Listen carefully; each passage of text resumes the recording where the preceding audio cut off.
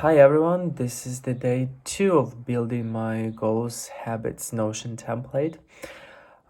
Today, just after scrolling and understanding how the Notion works, how people just build all of this stuff, I built it first things. It was a database, and I tried to make it look better with some callout feature, callout column, and also I did 3 columns thing, so I could like move around this database on the page. It was really nice.